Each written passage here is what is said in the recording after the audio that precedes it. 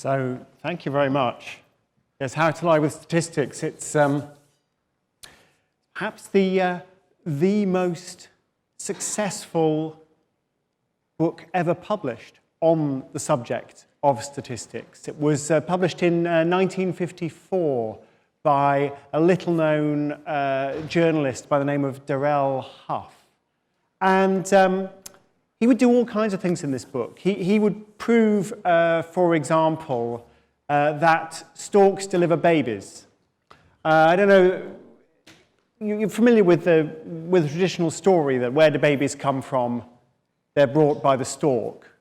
I presume you know that this is where babies come from. Now, you may be slightly skeptical that this is in fact where babies come from, but I can prove it statistically using Darrell Huff's techniques. So here's how you do it. You just plot a diagram of all of the countries in Europe. You plot the birth rates, number of babies here. You plot the breeding population of storks here. And you show, if you draw this diagram, you show there's a very strong correlation. The countries that have a lot of babies also have a lot of storks, and the countries that don't have a lot of babies also don't have very many storks.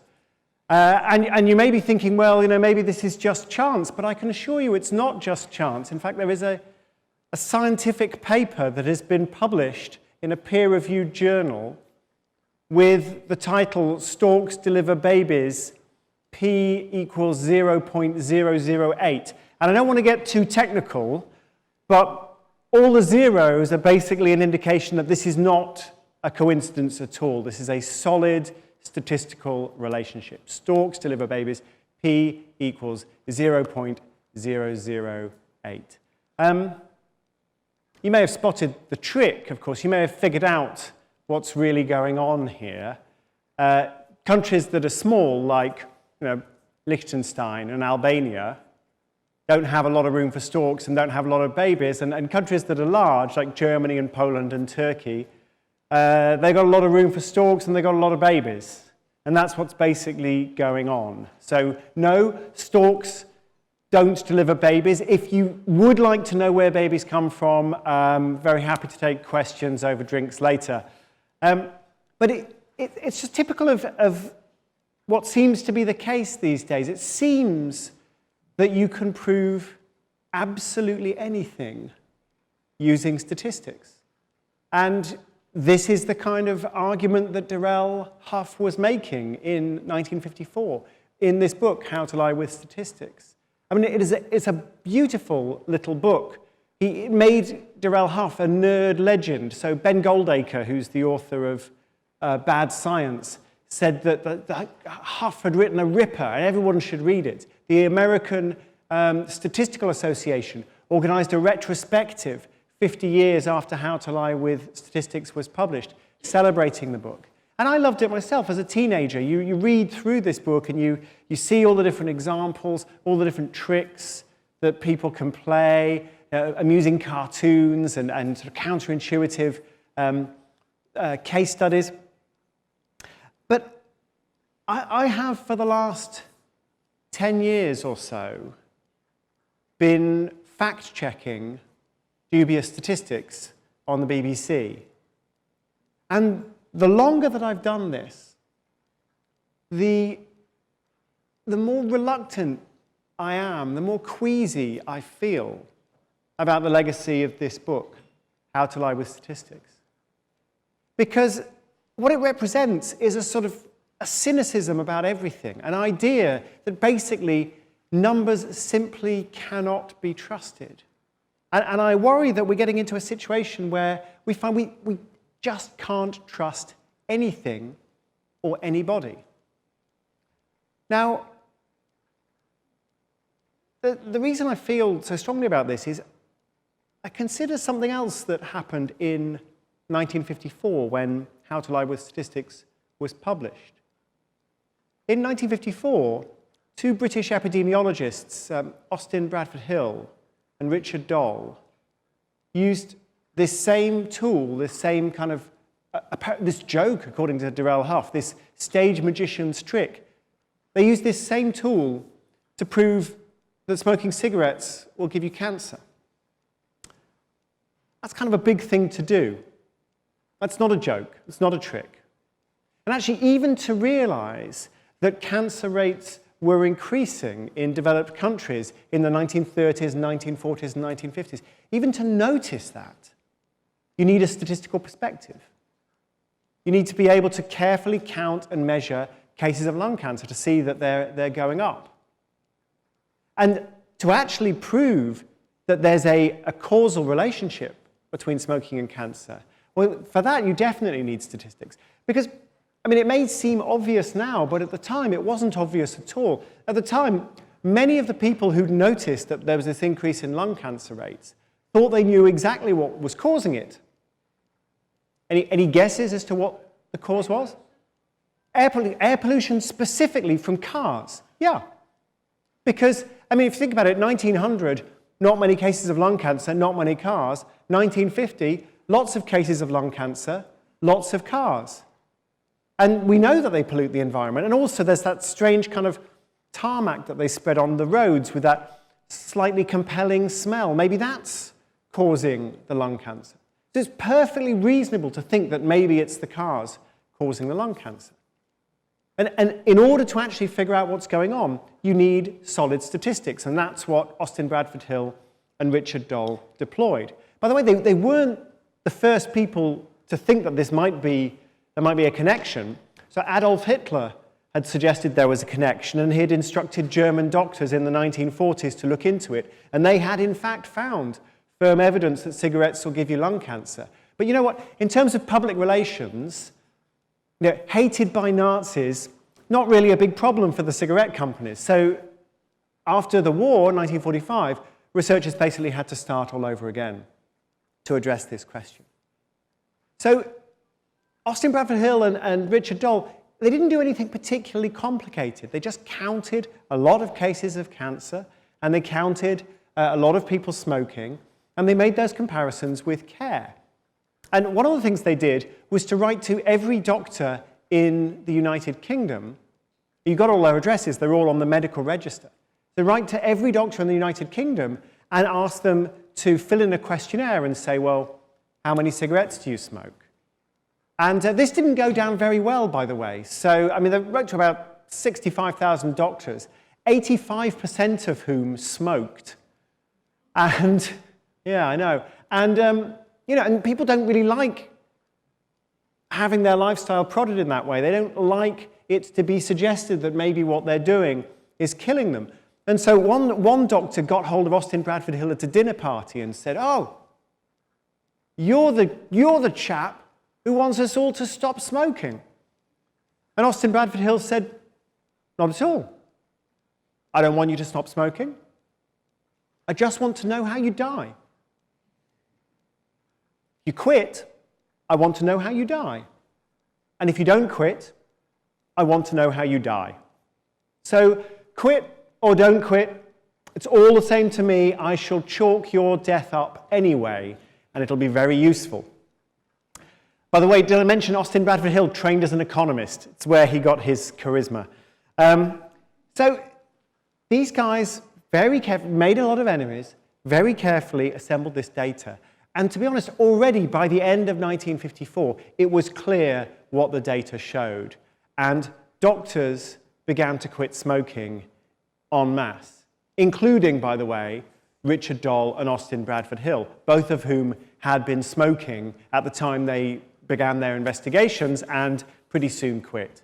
Because the data said smoking doesn't double your risk of lung cancer or increase it 3 times or 4 times or 5 times. It increases your risk of lung cancer 16 times over. And so they quit. So then we have the view from 1954. We've got these 2 visions of statistics. We've got Darrell Huff, who's saying it's a joke, it's a game. It's all about storks and babies. It's kind of like watching a stage magician at work. It can be amusing if you can spot how the trick's done. It can be entertaining, but of course, don't take it seriously. Don't think that there's actually a rabbit in the hat. because it's all just a game. And then in the very same year, you got Austin Bradford Hill and Richard Doll saying, this is not a game, or if this is a game, this is a game that we play for very high stakes.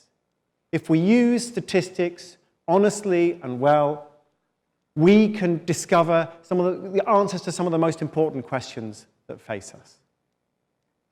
So, what I would like to do is to argue that we shouldn't abandon Doll and Hill's vision of statistics in favor of Darrell Huff's, however seductive it might seem. But you may be thinking, I'm a smoker, I hope he's going to shut up about cigarettes soon. You may be thinking, this guy's stuck in 1954. What's this got to do with the world today? Well, actually, I think it has a lot to do with the world today, and I'm slightly going to undermine my case by telling you something else that happened in 1954, actually late in 1953, but something that continues to have significance for us right now. So late in 1953, 10 days before Christmas, a group of cigarette company executives met in the Oak Room of the Plaza Hotel, just on the corner of Central Park in Manhattan. And it was a crisis meeting, because they could see how the scientific evidence was developing. Not only Doll and Hill, but other researchers, they could see that this problem was coming. This product that they were making was basically killing people. And that's a bit of a PR problem. So how to solve it? How to deal with this? It seemed at the time that the next big study into cigarettes and health was basically going to be the end of the cigarette industry. But no, it wasn't. The public relations strategy that the cigarette industry developed was really rather brilliant. They decided that what they needed to do was to create doubt in people's minds about the scientific evidence. All they needed to do was to give people a reason to disbelieve, to not be quite sure. Because what they understood very well was, with most of the things that we face, most of the evidence that we face, we've already got opinions, we've already got feelings about it. And maybe the feelings are not very strong. If I say, well, distance from the Earth to Mars is more than 30 million miles, you probably don't have very strong feelings about that claim. You probably immediately start asking sensible questions like, well, doesn't the distance between Earth and Mars change a lot as they go around the sun in different orbits? That sort of question. But you're probably not willing to die in a ditch to defend a view that it's not 30 million miles, it's some other number. You don't have a strong view. But for a lot of the claims that we face, we do have a strong view. We're invested in markets and we want to believe that our investments are going to pay off. We smoke and we want to believe that the cigarette smoking is not killing us. We've got a political view. We want to believe that climate change is real, or that it isn't real, or that Brexit is going to work out, or that Brexit is not going to work out. Because that's what people like us believe, and our identity is all wrapped up in this conclusion. And when we're in this sort of mode of reasoning, which is very common, when we encounter unwelcome evidence, we think to ourselves, must I believe this? Do I absolutely have to believe this? On the other hand, when we encounter welcome evidence, we think to ourselves, can I believe this? Is there any way I can come round to believing this? And that's what the tobacco industry understood. Most smokers don't want to believe that cigarette smoking is dangerous. Most smokers would rather believe it's safe. They're looking for a reason to believe it's safe. If you can just create some ambiguity, some reason to think that the case isn't proven, well, that's probably enough to keep things going for a very long time. That was the intuition of the tobacco companies, and it's been demonstrated to be basically correct by subsequent scientific research. So there's an interesting study of this conducted in the 1990s by two psychologists, Carrie Edwards and Edward Smith. And Carrie Edwards and Edward Smith were studying this thing I've just been talking about, motivated reasoning, where you you've got this emotional response to the data, and you're presented with evidence about something like abortion rights or the death penalty or something like that, where people have really strong views. And what we find, whenever we do this sort of study, we find that people process the information in a very emotional way, and they find it really easy to find reasons to agree with arguments that they want to agree with, and find it really difficult to agree with arguments that they don't want to agree with. But what Carrie Edwards and Edward Smith specifically did was to ask people to make a list of pro and con arguments on various hot-button issues. Can you think of a reason not to believe this? Can you think of an argument against this? Can you think of a reason to doubt this? Those were the con arguments. And then, can you think of a reason to believe this? Can you think of reasons to think that this is true? They were the pro arguments. And as well as finding the usual thing, which was that our motives govern what we think in a very powerful way, they also found that doubt flows a lot more easily than belief. Yeah? It's very easy to think of reasons not to believe something that you don't want to believe. Not so easy to think of reasons to believe something that you do want to believe. You can still do it, people do it, but disbelief flows incredibly fluently. Doubt, it turns out, is this very powerful weapon. So, well, I mean, the success of the tobacco companies in manufacturing doubt hasn't gone unnoticed. I mean, this is why, for example, we have negative campaigns in politics. Now, this is why so much political campaigning is basically reasons not to support the other person, reasons to think that the other person has bad motives or is incompetent, rather than reasons to support our guy. Negative campaigning is very powerful. And we've seen the same kind of approach on issues such as climate change, for example. The attempts to manufacture doubt, the attempt to manufacture reasons to disbelieve the scientific consensus. It's very, very powerful. And this brings me back to this question of statistics and this question of constantly talking about lies, damn lies, and statistics, and talking about fake news, and talking about Darrell Huff's book, How to Lie with Statistics. Because I think that statistics are an incredibly powerful tool. We want to understand the world around us. And there's no way we can understand the world around us if we don't have good data, if we don't have good evidence, numerical evidence. Now, when you think about it, there are trillions of dollars that change hands daily on markets. There are nearly 8 billion people in the world. There are about 80 billion neurons in the human brain. There are about 2 billion websites on the internet. I mean, there are a lot of numbers around. It's really hard to get a grip on what's happening purely from personal experience. Personal experience, getting out and about, meeting people, talking to people, forming impressions, that's important, of course. It's an important component of forming a judgment about the world we live in. But fundamentally, it's just too big. It's too complicated. There are too many moving parts for us to understand it unless we feel that we have a solid grasp of the numbers. So I think that statistics are basically yet another scientific tool, like an X-ray machine, or like a scanning electron microscope, or like a telescope back in the day. We can see things with statistics just as we can see things with a telescope that we couldn't possibly see without them. And so I think it's tremendously damaging if we get ourselves into a situation where we basically say, well, I don't want to look through the statistical telescope. I don't want to believe these things. I don't want to believe statistics. But it's very easy to create a doubt in people's minds about statistics.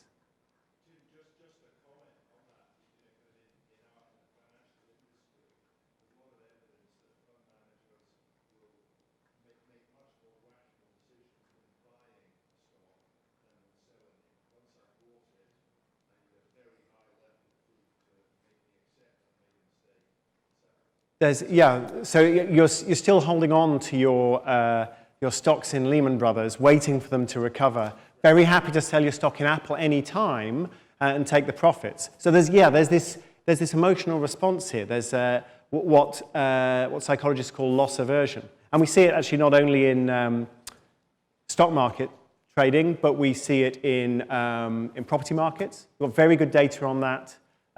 Property markets in Boston, comparing identical condos at different times of the property cycle. And people selling condos with no mortgage, no debt to worry about, just trying to decide whether to sell or not, hugely influenced by whether they'd lost money on that investment or made money on that investment. People just not willing to sell at a loss. So yeah, absolutely. I mean, our emotions are incredibly important. And we also see something called the Ostrich Effect. So if you want data on how often people check their funds online, so retail investors, how often do I log into my account and have a look at how my stocks are doing? What we basically see is less often if stocks are going down. It's called the Ostrich Effect. As long as the stock market's going up, I would like to be reminded of how my portfolio is doing every single day. But once it starts going down, that information is painful to me, and so I avoid it. So yeah, so we've got this information out here. We've got data out there. And yet we have this emotional response, and we don't necessarily want to use the data that we face. And we've got people who are trying to persuade us not to take the data seriously. I mean, there is this story about the telescope itself. When the telescope was originally developed, Galileo had this early telescope, and Galileo's saying, well, yeah, I can see these moons around Saturn. And the church isn't very happy about what Galileo is saying. And there's this story going around, a very popular story of the time, that the cardinals who were persecuting Galileo were told, Galileo said, just look, here's the telescope, just look. And the cardinals wouldn't look because there's this view that the telescope must be full of tricks. It's some kind of magician's trick. The same impression that Darrell Huff gave about statistics. And it's very easy to laugh at the cardinals 400 years ago, but actually, when you look at the historical evidence, there's not much evidence that anybody refused to look through the telescope. There's a tremendous amount of evidence that we refuse to look through the statistical telescope today. I mean, just a straightforward example of that. You just look at what Republicans and Democrats think about climate change. Well, let's get into what's going on with climate change. Just need to look at what people think about climate change.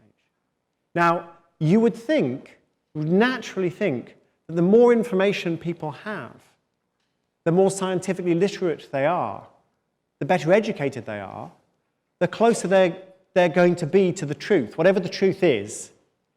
And so you might have ignorant Republicans and Democrats poles apart on the question of climate change, but the ones who have advanced degrees or who score very highly on tests of scientific literacy are quite close together because they're converging on the truth.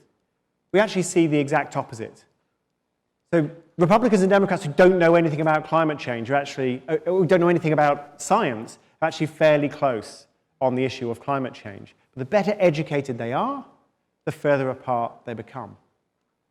You might think to yourself, well, what could possibly explain that? That doesn't make any sense. But when you think about it, actually, climate change is going to happen whatever you or I think about it. So our opinions on climate change don't actually matter terribly much. You know, we're just one of, well, I'm just one, you're just one, of 8 billion people. But our opinions about climate change may matter a great deal for our social context, so what other people think about us. If you live in Oklahoma City, your friends probably don't think climate change is a very serious issue. If you live in Brighton, in England, your friends think climate change is a very serious issue indeed. And it's a lot simpler to agree with what your friends think than to actually have an opinion based on the scientific evidence. Because actually, getting the answer right or wrong doesn't make a big difference. But it can make a huge difference to your social life. And you even see, in cases where, say, a farmer in Montana growing barley, and hot, dry summers are ruining his barley crop, and yet in rural Montana, it's a conservative place. People don't like to talk about climate change. So you see amazing kind of media interviews with these guys. They're there in the fields saying, yeah, crops ruined, this is climate change. But then when they're back in the bar, surrounded by their friends, they don't use the phrase climate change because, climate change, it's a Chinese hoax. So you have to use some other form of language like hotter, drier summers or, unpredictable weather. Yeah? People find a way to thread the needle. I should tell you, by the way, what happened to Darrell Huff. So in the 1960s, there was a congressional hearing, Senate, and the Senate committee was trying to come to an opinion as to whether health warnings should be put on packets of cigarettes. It's a big issue. And Darrell Huff, who's basically a freelance journalist, Darrell Huff is called as an expert witness. And Darrell Huff says, well, senators, you know what? There's a correlation between storks and babies in Denmark. Now, houses with more storks nesting on the roof have more babies. And he then goes on to explain, of course, it's not that the storks are bringing the babies. It's that big houses have big roofs and there's lots of room for storks and also lots of room for babies. Same old thing. And the committee chairman interrupts him and says, Mr. Huff, do you seriously mean to suggest that there's as casual a connection between cigarettes and lung cancer as there is between storks and babies in Denmark? And Darrell Huff said, yeah, the two seem to me to be about the same. He'd been hired by the tobacco industry. He was actually working on a sequel to How to Lie with Statistics, paid for by Big Tobacco. It was called How to Lie with Smoking Statistics. Because he did that very well. He created this kind of, in a quite a funny, intuitive way, he created this sense of doubt. I don't know what Darrell Huff would have written if he'd been alive 400 years ago. Probably a very funny little book called How to Lie with Telescopes. Don't pick up the telescope. It's just a trick. You don't want to see what the telescope has there. Sir.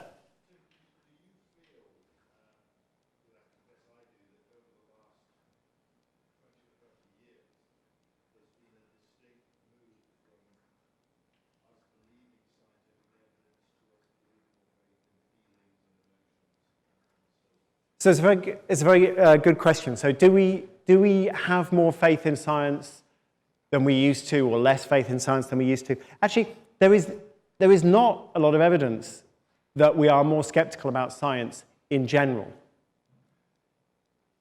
That what the evidence is that we want to choose our scientists. We want to choose our side if it's a partisan question. And it's really interesting to see this emerge. So for example, if you think about sorry to be parochial a moment, but if you think about the Brexit debate in the UK, you had, for years, organisations like the Institute for Fiscal Studies, respected as an independent source of information. And every time there's a budget, whether it's a Conservative budget or it's a Labour budget, the Institute for Fiscal Studies is where all the newspapers turn to say, what does this mean?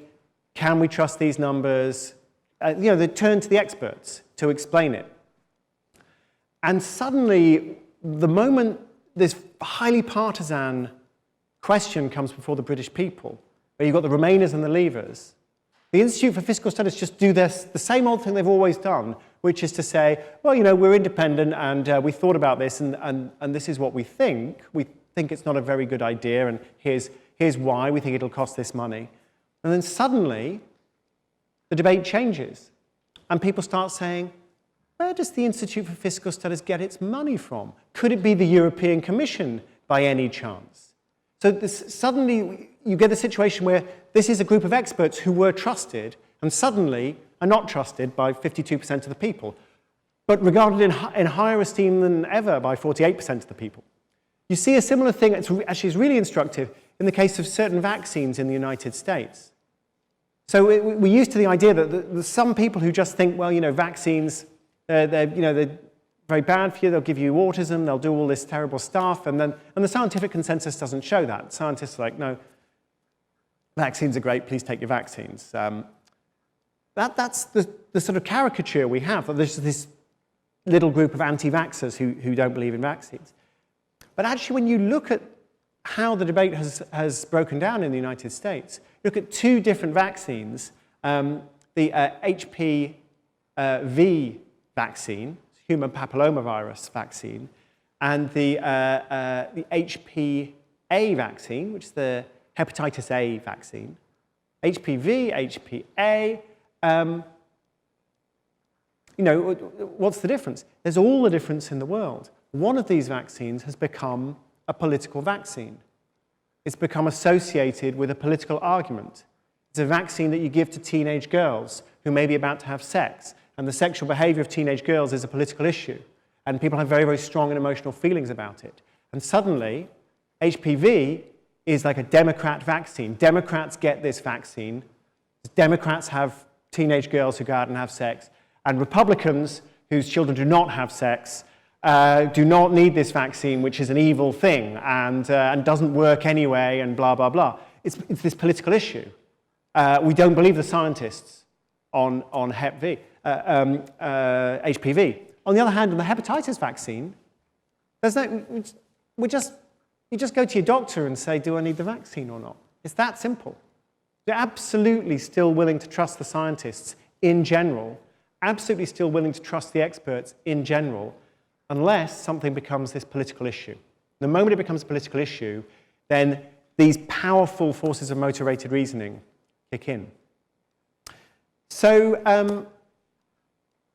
it's a slightly gloomy situation, but I don't want to be too gloomy.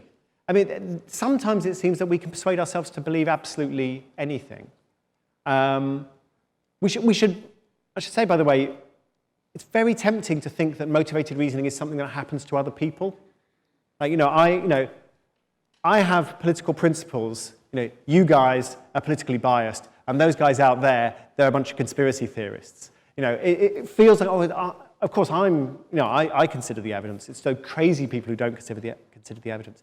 But actually, it's very easy to trigger motivated reasoning in all kinds of cases. There's an academic I know, a neuroscientist, who shows his students, who are all, like all young European students, very, very worried about climate change. And he shows them this text, and it's all about climate change denial and the forces of climate change denial, and how anti-scientific climate change denial is, and how the climate change denial lobby have all got together, and they're all kind of organized, and they'll go to any lengths. And he asks the students, does this seem like a fair description of what's going on? And they say, yeah, absolutely. Those bastards, the oil companies funding everything. And he says, that's interesting because actually the text that I just showed you was written in 1968 by an oil company executive. All you need to do is remove the words climate change denial and replace it with the phrase anti-cigarette forces. And it's exactly the same argument.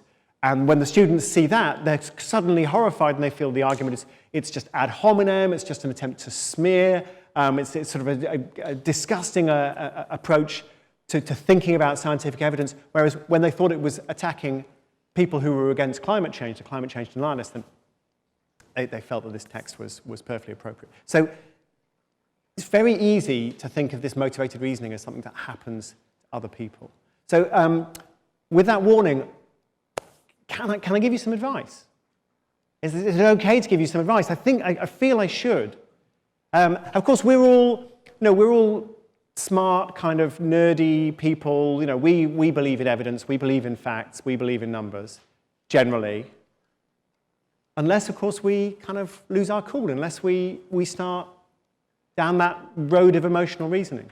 So my first piece of evidence, first piece of advice to you is whenever you're contemplating a number, whatever the number is, and any kind of numerical claim, any factual claim really, whether it's a newspaper headline or something that's being shared on social media, Or maybe it's a boardroom presentation of the financials of some investment you're considering. Whatever it is, first thing you should be asking is, how does this make me feel?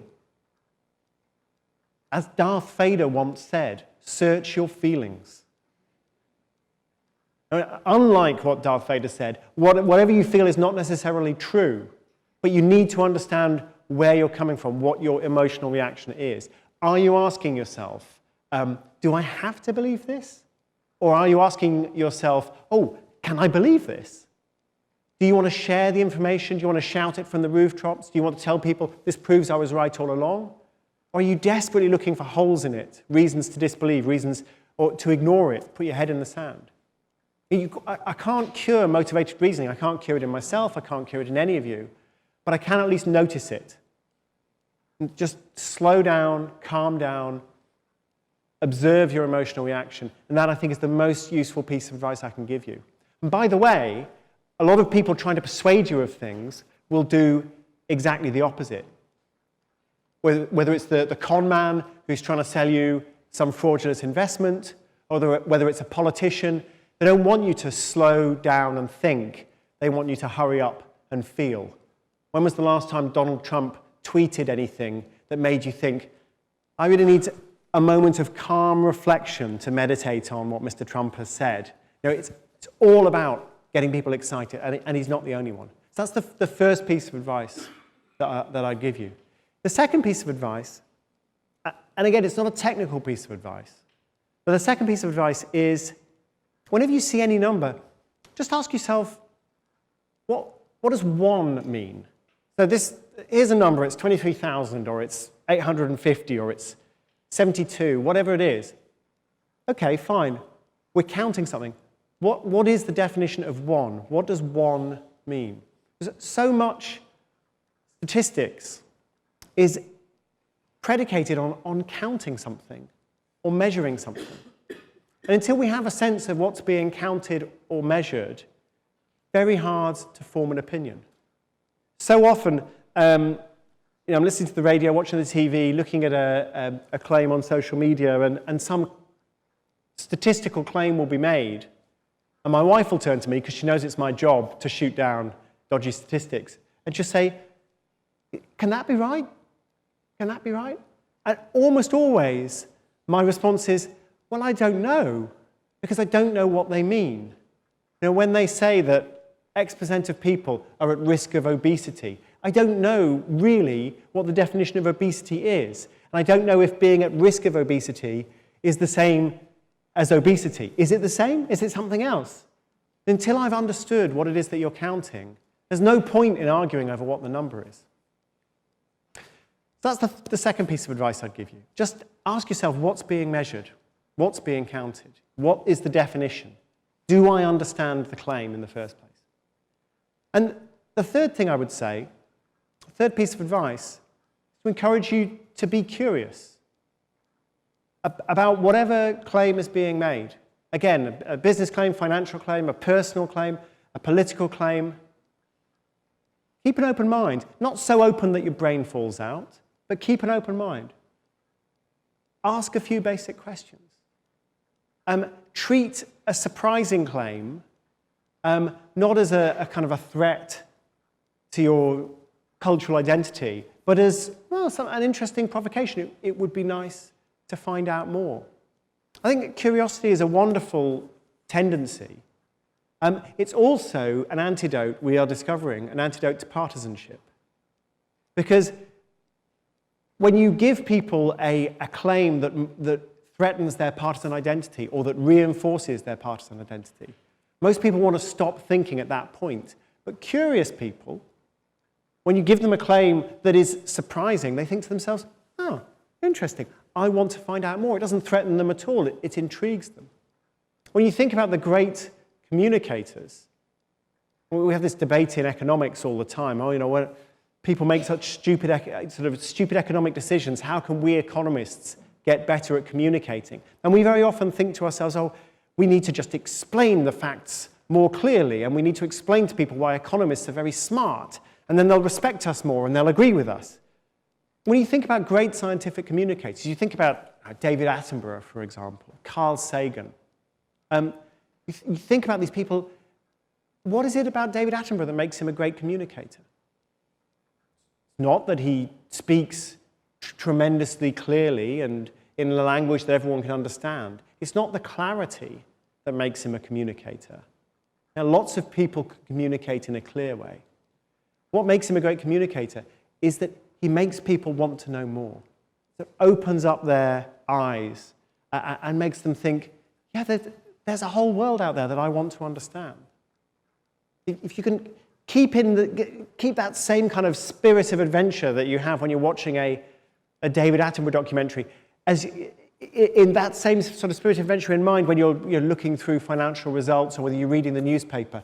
Oh, I wonder how they did that. I wonder what the backstory is. I want to know more. If you can do that, well, you're in a very good position to fight off this emotional reaction and to make sensible judgments about the numbers and the evidence that surround us. I mean, it's always tempting to think that understanding numbers, understanding evidence is a technical matter. It's a matter of technical skills, having the right plugins on your Excel spreadsheet or being able to raise the right questions about correlation and causation and these different coefficients. But very often it's not about the technical skills at all. But asking simple, patient questions with an open mind, wanting to know more, enjoying the sense of being surprised, and above all, stopping to think and to reflect. We have this amazing tool, this statistical telescope. I'd like to urge you all not to hesitate to pick it up and to gaze at the world around you. I'm very happy to take questions for the next 3 minutes. I've already taken 2 from this gentleman. Very happy to take questions now or over drinks, but thank you very much for coming. Thank you. One question, sir? We've got a microphone coming to you. How do you think societies in general can overcome the natural human tendency towards emotional thinking and, what we've seen is a trend towards partisanship? How can we overcome that? I think partly through not losing our minds. I think it's easy to panic at certain times and to get the sense that partisanship is just the most powerful force in the universe and that nobody believes anything for rational reasons ever. And maybe I've contributed to that today. But, people do ultimately, usually, want to know the truth. People do generally want to understand the world around them. People engage in wishful thinking, but it's not unlimited. It doesn't have unlimited power. I mean, most of us would like to be kind of supermodels and billionaires, but most of us don't think we are supermodels and billionaires. We might think we're, more attractive and richer than we really are, but it only gets you so far. So the truth also matters. So then we need to avoid kind of losing our sense of proportion. People being wrong on the internet, not the end of the world. But in some cases, these mistakes are very significant. So the first thing is not to lose a sense of proportion. The second thing I would say is we need to reiterate that actually facts can solve problems. Evidence can solve problems. And remind people of that in a context where they don't have partisan feelings. So, as I say, most people will trust experts. The pilot who flew me here from London, I trusted her. She seemed to know what she was doing. I wasn't thinking, well, we should just have a vote on how to fly the plane. We do actually, in many cases, trust the experts. It's just when our emotions get the better of us, that's when the doubt steps in. So the more we can demonstrate to people that actually experts built that bridge, experts invented that cure, experts help us understand the patterns of the universe, the more we can create that in a non-partisan setting where people don't have these emotional reactions, the more I think we open the door for the truth to get in when people do have these very strong feelings. And the final thing is we shouldn't get too obsessed with fake news. I didn't put fake news in the title of this session, but somebody decided we have to put fake news in the title of the session because people are interested in fake news. The thing about fake news is most news isn't fake. The pure fake news stories that went around during the presidential election, the Pope endorsing Donald Trump, they weren't seen by that many people. We got pretty good evidence on this. They didn't seem to influence anybody's vote.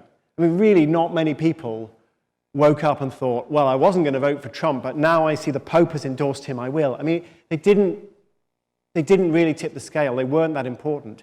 But they've become important because they've become part of this narrative in which nothing can be trusted and nothing can be believed.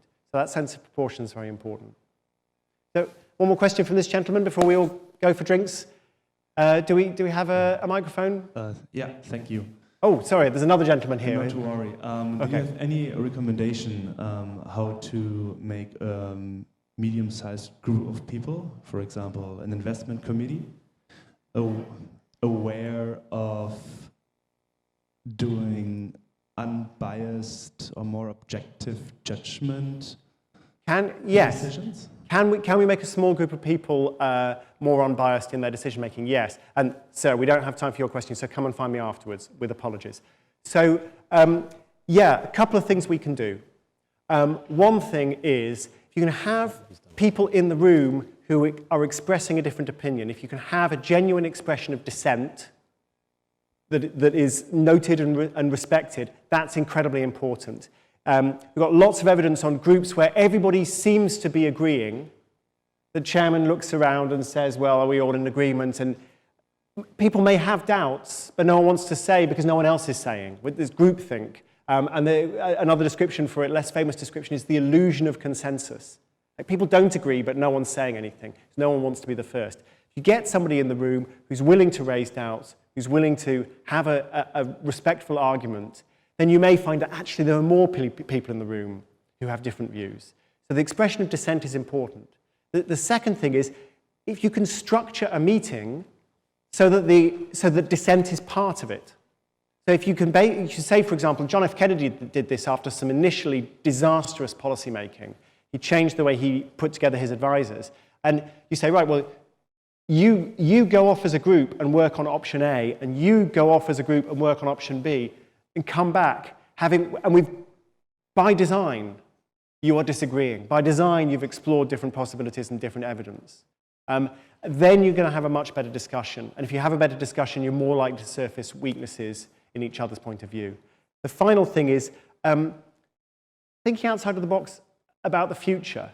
I used to do scenario planning, where we used to talk about the 10-year horizon, the 20-year horizon. People found it much easier to have disagreements by talking about the future than to have disagreements by talking about the present. I mean, I can say that your strategy is absurd indirectly by saying, well, but what if this future happens? Much easier to say that than to basically say your strategy is absurd to your face. But what all of these things have in common is you've got a respectful and genuine disagreement and expression of dissent. You're far less likely to fall into this partisanship fallacy or groupthink where nobody really wants to deal with the evidence because they're too busy worrying about their social position. I hope you've had a great day. I think there are drinks. Happy to answer questions over drinks. Thanks very much for coming. Thanks for your questions. Thanks for listening. Thank you.